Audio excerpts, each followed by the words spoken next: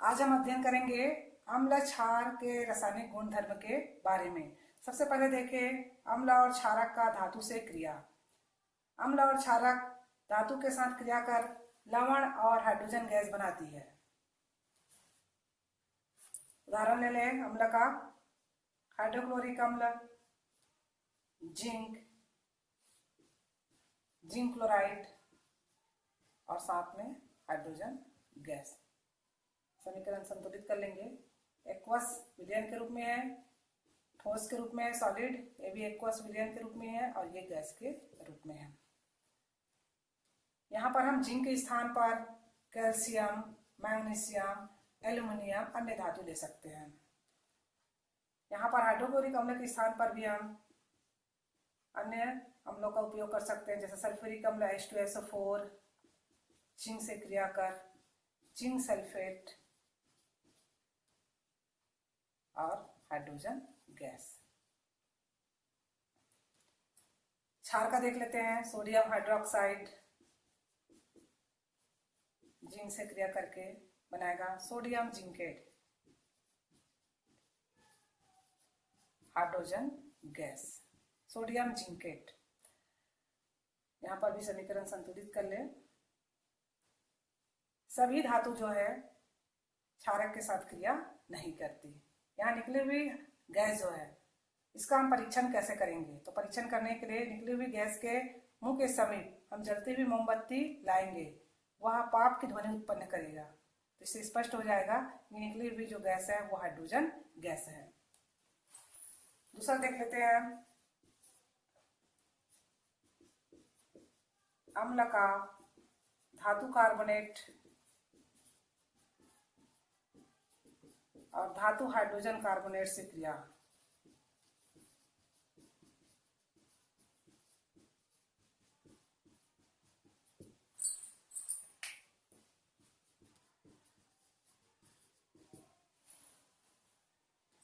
धातु कार्बोनेट लेते हैं सोडियम कार्बोनेट, जिसको कपड़ा धोने का सोडा भी कहते हैं।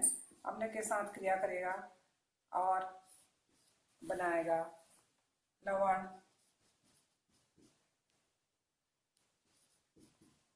जल और कार्बन डाइऑक्साइड। धातु hydrogen carbonate, sodium hydrogen carbonate, ये भी अम्ल के साथ क्रिया करके सोडियम क्लोराइड, जल और कार्बन डाइऑक्साइड। समीकरण को संतुलित करेंगे। यहाँ पर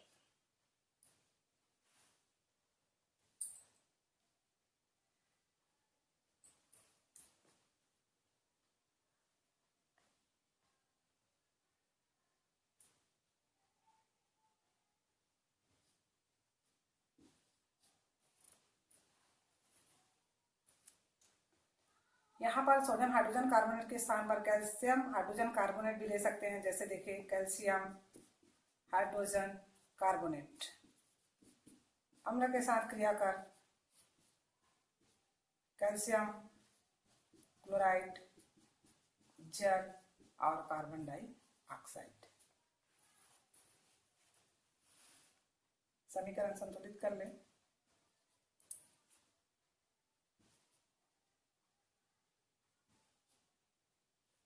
यहाँ पर निकली हुई जो कार्बन डाइऑक्साइड गैस है उसका हम परीक्षण कैसे करेंगे? तो इसका परीक्षण करने के लिए निकली हुई गैस के समीप हम जलती हुई मोमबत्ती लाएंगे तो वो बुझ जाएगी। दूसरा परीक्षण भी कर सकते हैं, निकली हुई गैस को हम चूने के पानी में प्रवाहित करेंगे, चूने का पानी दुधिया हो जाएगा। तो इस तरीके से हम कार्बन डाइऑक्साइड गैस का परीक्षण कर सकते हैं। आगे देखेंगे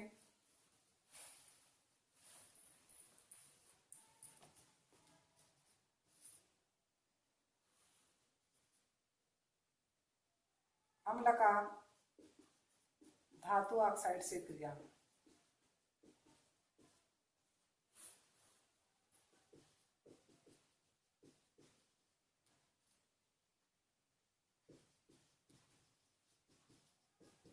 धातु ऑक्साइड ले लें, कॉपर ऑक्साइड। अम्ल लेंगे हाइड्रोक्लोरिक अम्ल, क्रिया करके बनाएगा कॉपर क्लोराइड। और साथ में जल। तो धातु ऑक्साइड अम्ल के साथ क्रिया करके लवण और जल बनाता है। वैसे ही अधातु, यहाँ पर अधातु को ले लें, अधातु ऑक्साइड, अधातु ऑक्साइड का क्षार से क्रिया, अधातु ऑक्साइड भी क्षार के साथ क्रिया करके लवण और जल बनाता है। अधातु ऑक्साइड ले लेंगे सल्फर डाइऑक्साइड, क्षार ले लेंगे सोडियम हाइड्रोक्साइड, क्रिया करके बनाएगा सोडियम सल्फाइड Na2SO3 और साथ में जल। समीकरण संतुलित कर लें और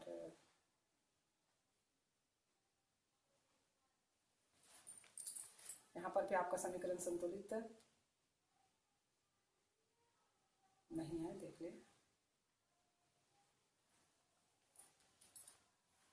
धातु ऑक्साइड अम्ल के साथ क्रिया करके लवण और जल, और अधातु ऑक्साइड जो है क्षार के साथ क्रिया करके ये भी लवण और जल बनाता है। आगे देखेंगे अम्ल का क्षार से क्रिया।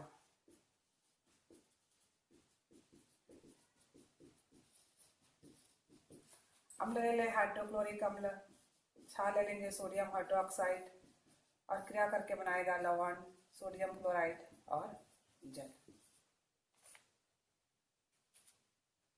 यहाँ पर ये लवण, जल, अम्ल और क्षार, इसको हम समझने का प्रयास करें। यहाँ पर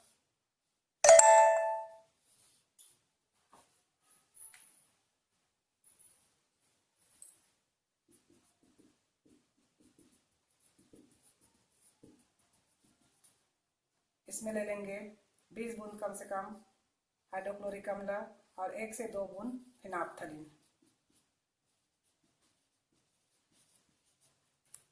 ऊपर से इसमें डालेंगे क्षार सोडियम हाइड्रोक्साइड।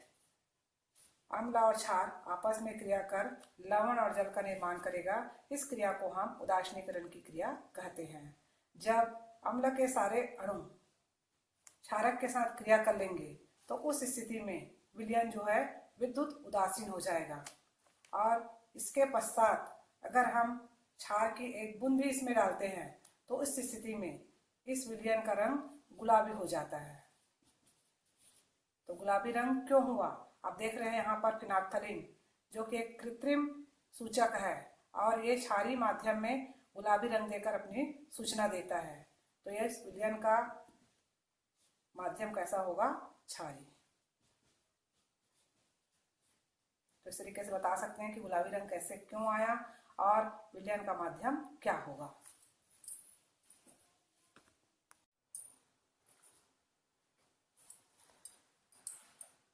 क्या अम्ल और क्षारक के जलीय विलयन में विद्युत का चालन होता है? इसको समझने के लिए हम एक प्रयोग करते हैं। एक 100 ml का बीकर लेते हैं और उस बीकर में 50 ml तनु अम्लीय विलयन हाइड्रोक्लोरिक लेते हैं। अब इस बीकर के अंदर एक रबड़ का कारक लगा देते हैं और रबड़ के कारक में 2 आलपिन गड़ा देते हैं और इन दोनों आलपिन का संबंध तांबे के तार से कर देते हैं और तांबे के तार में 9 वोल्ट की बैटरी, एक बल्ब और एक स्विच लगा देते हैं।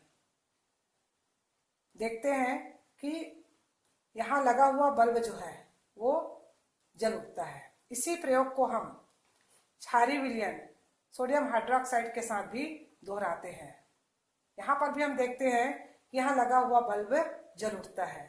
तो इससे निष्कर्ष निकलता है कि आयनिक यौगिक जो है अपने जलीय विलयन में विद्युत धारा का प्रवाह होता है तो विद्युत का ये चालन करते हैं।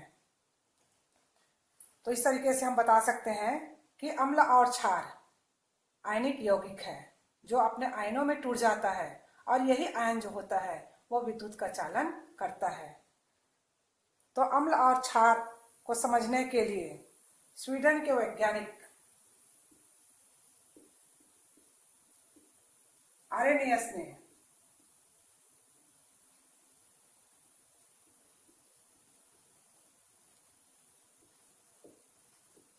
(1884) में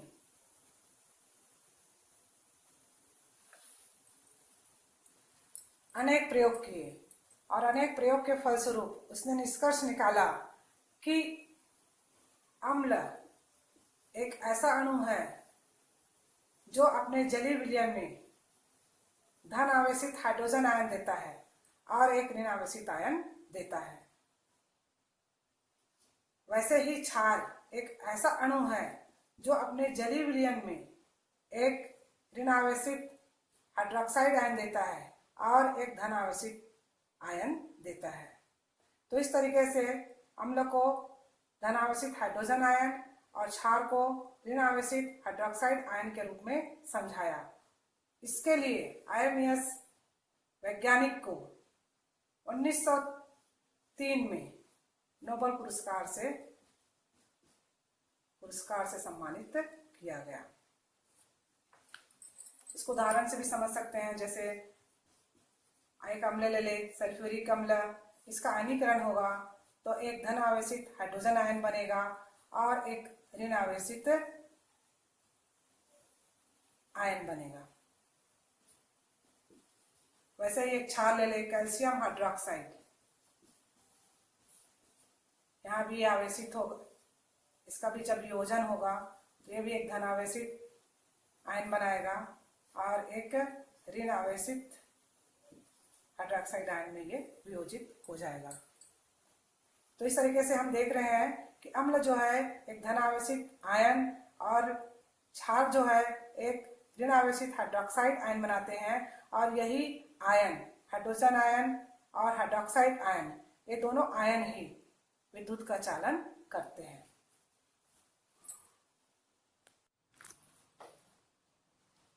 क्या सभी यौगिक जिसमें हाइड्रोजन अणु पाए जाते हैं वे अम्ल होते हैं? उसके लिए हम एक प्रयोग करेंगे। एक 100 ml का बीकर ले लेते हैं, उस बीकर में हम 50 ml ग्लूकोज डाल देते हैं। इस बीकर में नीचे रबड़ का कार्क लगाकर उसमें 2 आलपिन लगा देते हैं। दोनों आलपिन का संबंध तांबे के तार से करते हुए उसमें 9 वोल्ट की बैटरी, बल्ब और स्विच से उसको जोड़ देते हैं। अभिक्रिया के फलस्वरूप देखते हैं कि इसमें लगा हुआ बल्ब नहीं जलता। तो हम कह सकते हैं कि ऐसे सभी यौगिक जिसमें हाइड्रोजन अणु पाए जाते हैं वे सभी अम्ल नहीं होते। जैसे उदाहरण के रूप में यहाँ देखें C6H12O6 एक ग्लूकोज है, इसमें हाइड्रोजन अणु पाए जाते हैं, लेकिन ये हाइड्रोजन अणु जो है हाइड्रोजन आयन के रूप में विभक्त नहीं होते, जिसके कारण से विद्युत का चालन नहीं हो पाता। अर्थात ऐसे यौगिक जिसमें हाइड्रोजन अणु पाए जाते हैं ये सभी अम्ल नहीं होते।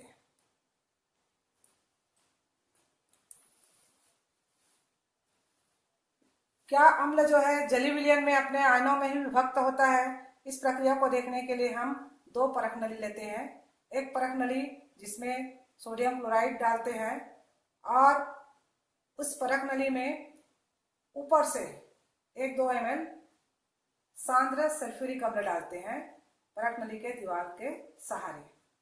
अभिक्रिया के फलस्वरूप जब गैस निकलती है तो इस परख नली के मुंह के ऊपर हम सूखे नीला लिटमस पेपर को रखते हैं। जब नीला लिटमस पेपर को रखते हैं तो देखते हैं कि इस पेपर पर कोई प्रभाव नहीं पड़ता। इस प्रक्रिया को दोबारा दोहराते हैं। अब यहाँ पर जो सूखा नीला लिटमस पेपर लिए थे उसके जगह यहाँ पर आर्द्र या गीला नीला लिटमस पेपर लेते हैं। यहाँ भी अभिक्रिया के फलस्वरूप गैस निकलती है और गैस के संपर्क में आते ही जो नीला लिटमस पेपर होता है वो लाल हो जाता है। इस प्रक्रिया को हम क्षार के द्वारा और दोहराते हैं। सोडियम हाइड्रोक्साइड लेते हैं और इस प्रयोग को फिर दोहराते हैं तो देखते हैं कि अम्ल और क्षार दोनों जो है अपने जलीय विलयन में ही अपने आयनों में विभक्त होते हैं। अम्ल जो होते हैं वे धनावेशित हाइड्रोजन आयन में और क्षारक जो होते हैं ऋणावेशित हाइड्रोक्साइड आयन में विभक्त होते हैं। आयनन के आधार पर अम्ल और क्षारक को दुर्बल अम्ल और प्रबल अम्ल, प्रबल क्षार और दुर्बल क्षार भी कह सकते हैं। प्रबल अम्ल, ऐसा अम्ल जो अपने जलीय विलयन में तीव्र गति से आयनित होता है तथा पूर्णतः आयनित होता है और आयनित होकर अधिक मात्रा में हाइड्रोजन धन आयन देता है, उसको हम कहेंगे प्रबल अम्ल। जैसे हाइड्रोक्लोरिक अम्ल, सल्फ्यूरिक अम्ल और नाइट्रिक अम्ल। दुर्बल अम्ल, ऐसा अम्ल जो अपने जलीय विलयन में धीमी गति से आयनित होता है तथा अंशतः आयनित होकर कम मात्रा में हाइड्रोजन धन आयन देता है, उसको हम कहेंगे दुर्बल अम्ल। उदाहरण कार्बोनिक अम्ल, एसिटिक अम्ल आदि। प्रबल क्षार, ऐसा क्षार जो अपने जलीय विलयन में पूर्णतः आयनित होकर अधिक मात्रा में हाइड्रोक्साइड आयन देते हैं, उसको हम कहेंगे प्रबल क्षार। जैसे सोडियम हाइड्रोक्साइड, पोटेशियम हाइड्रोक्साइड आदि। दुर्बल क्षार, ऐसा क्षार जो अपने जलीय विलयन में धीमी गति से आयनित होता है तथा अंशतः आयनित होकर कम मात्रा में हाइड्रोक्साइड आयन देते हैं, उसको हम कहेंगे दुर्बल क्षार। जैसे कॉपर हाइड्रोक्साइड, अमोनियम हाइड्रोक्साइड आदि।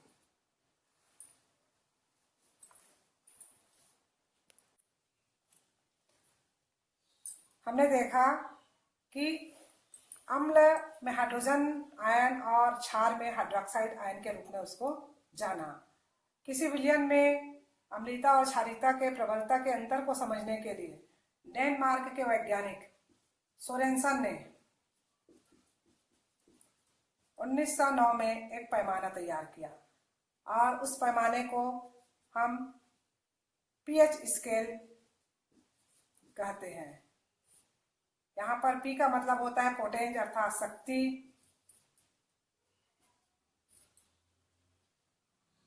किसी विलयन में हाइड्रोजन आयन की सांद्रता कितनी है, उसकी शक्ति कितनी है, उसको हम पीएच स्केल या पीएच मान के द्वारा ज्ञात कर सकते हैं।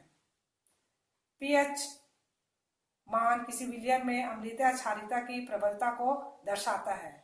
पीएच जो है किसी विलयन में हाइड्रोजन आयन की सांद्रता की माप है। यहाँ पर पीएच मान दिया हुआ है पीएच स्केल में 0 से लेकर 14 तक।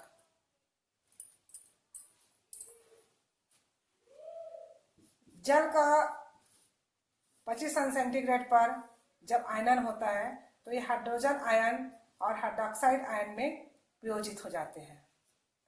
यहाँ पर 25 अंश सेंटीग्रेड तापमान पर दोनों की मात्रा बराबर होती है, इसलिए ये उदासीन होते हैं। अर्थात 25 अंश सेंटीग्रेड तापमान पर जल का पीएच मान जो होता है 7 होता है और इसकी प्रकृति उदासीन होती है। यहाँ पर देख रहे हैं हाइड्रोजन आयन और हाइड्रोक्साइड आयन दोनों में व्युत्क्रम का संबंध होता है। जैसे जैसे हाइड्रोजन आयन की मात्रा बढ़ते जाती है, हाइड्रोक्साइड आयन की मात्रा कम होती जाती है, और जैसे जैसे हाइड्रोजन आयन की मात्रा कम होती जाती है, हाइड्रोक्साइड आयन की मात्रा बढ़ती जाती है। किसी भी विलयन में अम्लीय विलयन को ले लें तो अम्लीय विलयन में भी हाइड्रोक्साइड आयन पाए जाते हैं और क्षारीय विलयन में भी हाइड्रोजन आयन पाए जाते हैं, क्योंकि जल का जब आंशिक आयनन होता है तो हाइड्रोजन आयन और हाइड्रोक्साइड आयन पाए जाते हैं, और हाइड्रोजन और हाइड्रोक्साइड दोनों आयन में व्युत्क्रम का संबंध होता है। जब हाइड्रोजन आयन बढ़ता है तो हाइड्रोक्साइड आयन कम होता है। तो इस तरीके से किसी भी जलीय विलयन में, चाहे वो अम्लीय हो या क्षारीय, अम्लीय है उसमें हाइड्रोक्साइड आयन भी पाए जाएंगे और क्षारीय विलयन में हाइड्रोजन आयन भी पाए जाएंगे। तो जिसका पीएच मान 7 होता है वह उदासीन होता है, और जिसका पीएच मान 7 से कम होता है उसको हम अम्लीय कहेंगे, और जिसका पीएच मान 7 से अधिक होता है उसको हम क्षारीय कहेंगे। किसी भी विलयन के अम्लीयता और क्षारीयता को समझने के लिए सार्वत्रिक सूचक का उपयोग करते हैं। ये जो सार्वत्रिक सूचक होता है यह अनेक सूचकों का मिश्रण होता है, और इस सार्वत्रिक सूचक के माध्यम से हम किसी भी विलयन की अम्लीयता और क्षारीयता की प्रबलता को और उसके पीएच मान को ज्ञात कर सकते हैं। पीएच मान का हमारे जीवन में बड़ा ही महत्व है। पीएच का महत्व,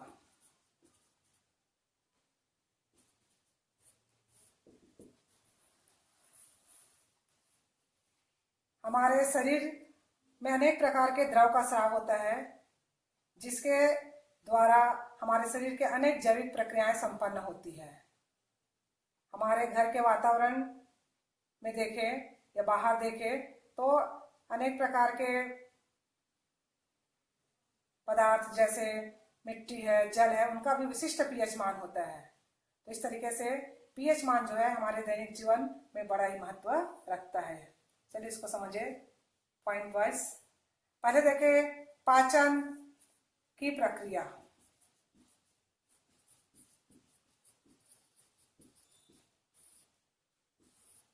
पाचन की प्रक्रिया हमारे शरीर में अमाशय से हाइड्रोक्लोरिक अम्ल का स्राव होता है, और हाइड्रोक्लोरिक अम्ल का स्राव होता है ये हमारे अमाशय को किसी प्रकार का नुकसान नहीं पहुंचाता है, लेकिन पाचन की क्रिया को संपन्न करता है। अपच की स्थिति में हमारे अमाशय के द्वारा अधिक मात्रा में हाइड्रोक्लोरिक अम्ल का स्राव होता है, और इससे बचने के लिए क्षारक के रूप में मैग्नीशियम हाइड्रोक्साइड या खाने का सोडा दिया जाता है। दूसरा देखें रक्त का पीएच। रक्त का पीएच मान जो होता है 6.8 से 7.8 के बीच में होता है। इस बीच में हमारे शरीर के अनेक तत्वों का संगठन उपयुक्त होता है। अगर हमारे शरीर में पीएच मान कम हो जाता है तो हीमोग्लोबिन का आकार जो गोला होना चाहिए वो आकार जो हो जाता है अनियमित आकार बदल जाता है, जिसके कारण से ये ऑक्सीजन का ठीक से वहन नहीं कर पाता है।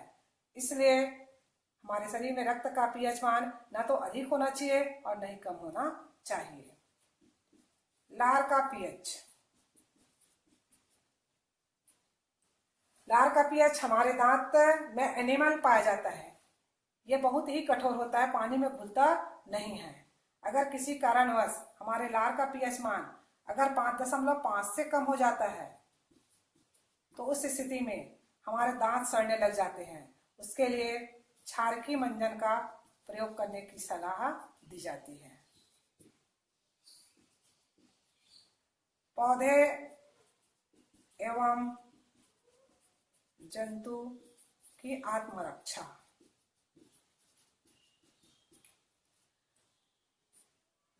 कुछ पौधे जैसे बिच्छू पौधे या नुकीलेदार पौधे, इनके संपर्क में जब हम आते हैं तो वे हमारे संपर्क में आकर हमारे शरीर में फार्मिक अम्ल का स्राव करते हैं। फार्मिक अम्ल, जिसके कारण दर्द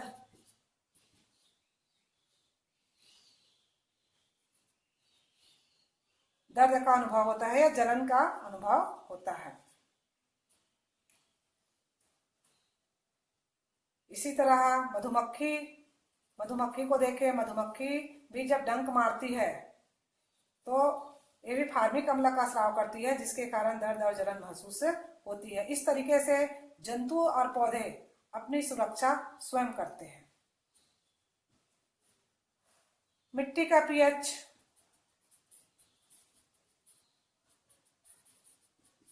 और फसल उत्पादन।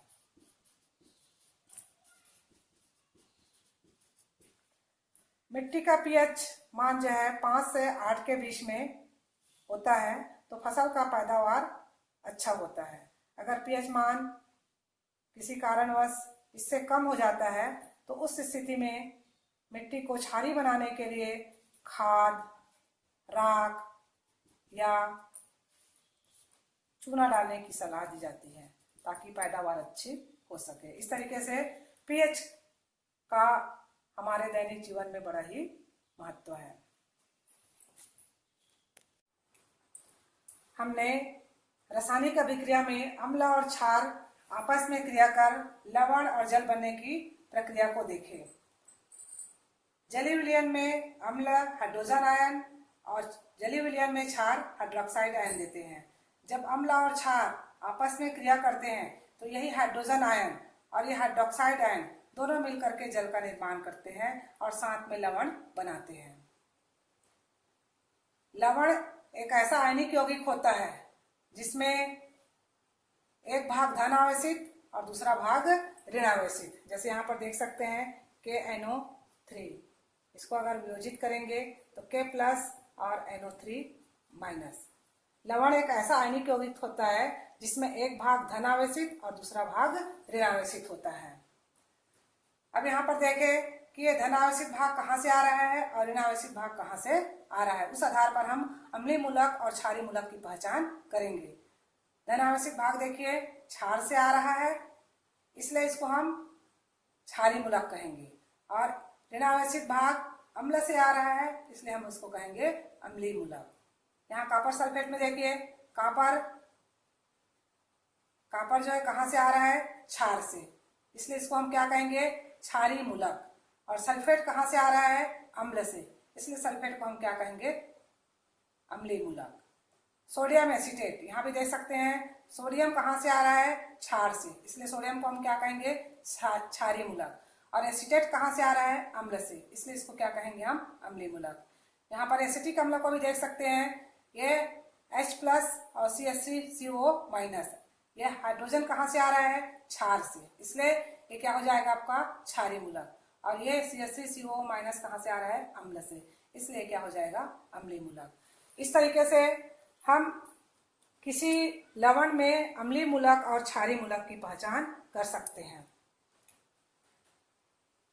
क्या सभी लवण उदासीन होते हैं, इसको समझने के लिए हमें लवण के अम्लीय मूलक और क्षारीय मूलक की प्रकृति को समझना होगा। अब इसको एक उदाहरण के द्वारा समझने का प्रयास करें। जैसे सोडियम क्लोराइड, सोडियम क्लोराइड के दो भाग हो गए, एक धन आवेशित भाग और दूसरा ऋण आवेशित भाग।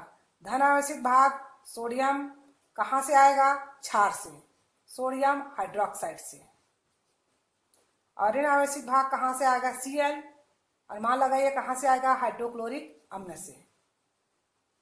तो NaOH एक प्रबल क्षार है और हाइड्रोक्लोरिक अम्ल एक प्रबल अम्ल है। तो अम्ल और क्षार दोनों क्या है, प्रबल। तो उस स्थिति में विलयन आपका जो लवण है वो कैसा हो जाएगा, उदासीन।